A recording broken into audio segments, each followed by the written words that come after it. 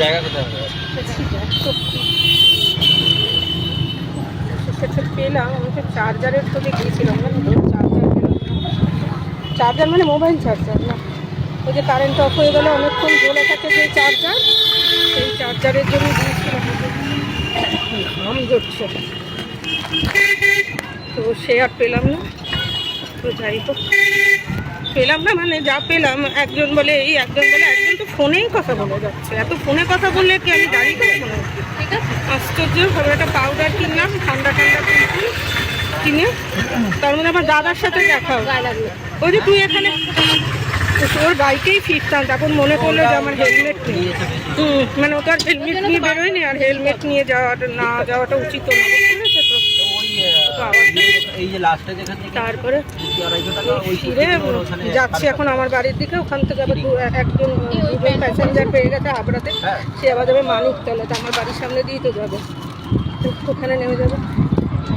খাওয়া নেই বাড়িতে, চার্জার লাইট চাইছিলাম, ভীষণ কারেন্টটা করছে তো।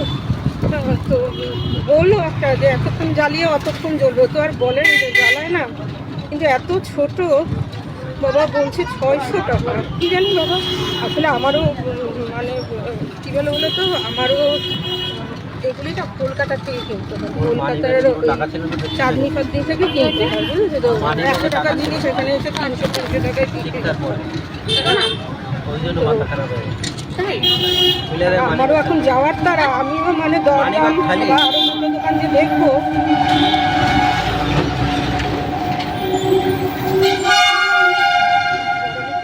আরো যে দুটো দোকান আমি দেখবো, যে দেখি ওইদিকে কি হচ্ছে না হচ্ছে দেখো, সেও আমি আর পেরে উঠিনি। এই করে তবে দুটো মোমো কিনলাম, খুব ভুলেই গেছি। কালকে আবার 19শে জ্যৈষ্ঠ, কী জানি 19শে জ্যৈষ্ঠ, তো আবার ঠাকুরের ওই লোকনাথ বাবার, তো কোথায় হয় পুজো তাও আমি জানি না, দেখবো কালকে নাথ মন্দিরে হচ্ছে কিনা। নাথ মন্দিরে যদি হয়ে থাকে তবে বাড়ির থেকেই, বাড়ির সামনে থেকেই মিষ্টি কিনে নাথ মন্দিরে দিয়ে আসতো। বাড়িতে তো করি না। আর কালকে বুধবার জানি, ঠিক আছে, কালকে নিরামিষই খাবো। ওই সেদ্ধ ভাতি খাবো, কারণ বাজারের ব্যাগ নিয়ে গিয়ে না ঠাকুরকে পিঠে হয়, আমার নিজেরই পিঠে বাড়ি আছে।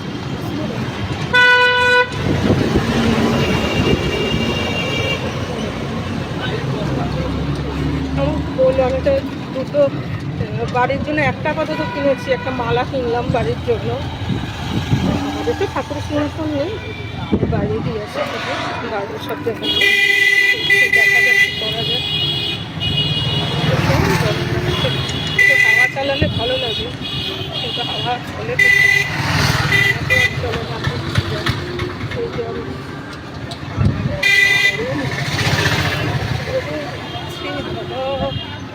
চলে হচ্ছি না গরমে। একটা পাউডার কিনে নিয়েছি, এক দোকান থেকে পাউডার পাই, ওই দোকানে বড় সাইজ নেই, আবার আমি বড় সাইজ ছাড়া কিনি না। মনসা মন্দির এখানে নিশ্চয়ই লোকনাথ বাবার ওই আছে, দেখি কালকে সেটা তো নিশ্চয়ই হবে। নাট মন্দিরেতে তো সবসময়ই হয়, দেখা যাক ওখানে হচ্ছে কিনা, নাহলে ওখানেই কি আছে, কোথাও থেকে কোথাও হবে কিছু একটা, সেখানেই দিয়ে আসবো। আমরা থেকে ফিরছি একবার গেলে না অনেক টাইম লেগে যায়। তো বুধবারটা ছিল, কালকে যদি একটু কাজে আসতো, কি কাজের লোকই পাচ্ছি না বাড়িটা পরিষ্কার করা।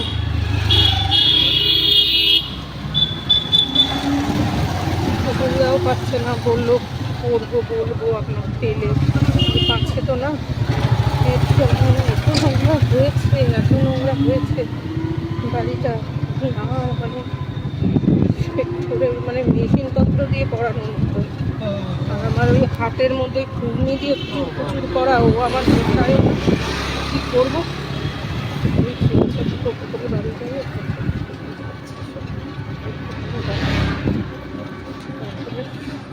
খুব কষ্ট হলো আজকে তো আমার ভগ্নিপতিটা, জঙ্গলে দিয়ে, তাও ইয়াং ছেলে, কিছু মাইন্ড করে না, আমাদের মতোই।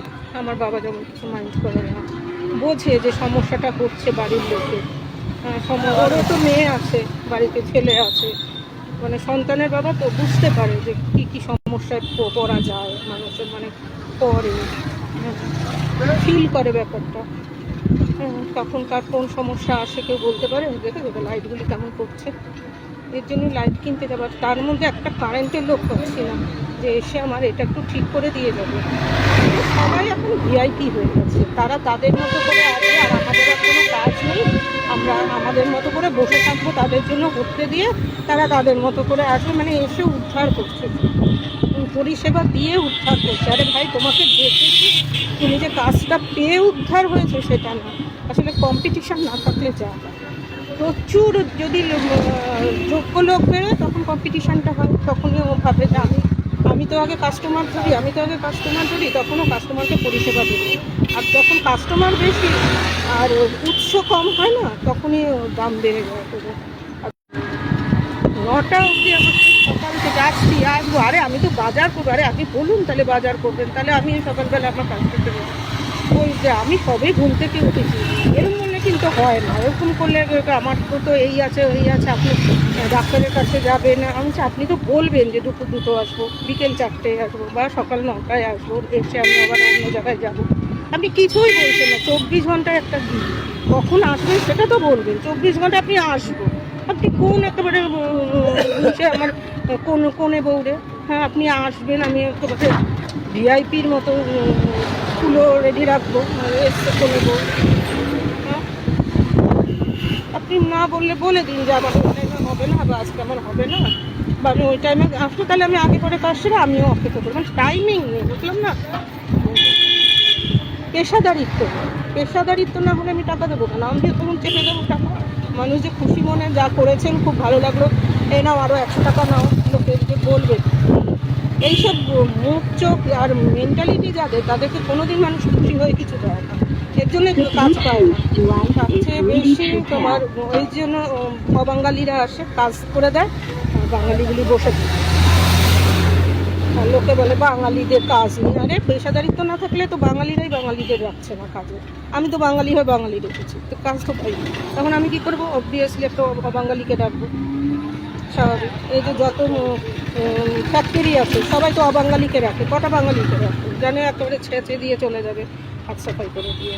বাংলাদেশিরা পর্যন্ত যে ফ্যাক্টরি দিয়েছে, আর যাই হোক, বাঙালি রাখে, তারা জানে যে বাঙালি হয়ে বাঙালি রাখবে, কাজ দেবে না। আজকে ওই, কালকে পেট ব্যথা, পরশুদিন কৃমি, পরশুদিন দাঁতে ব্যথা, পেট কামড়, বিয়ে করেছি, হাত ব্যথা, কাঁধ ব্যথা, বউ নিয়ে যাবো, গার্লফ্রেন্ড নিয়ে ঘুরবো, কোনো পেশাদারিত্ব নেই।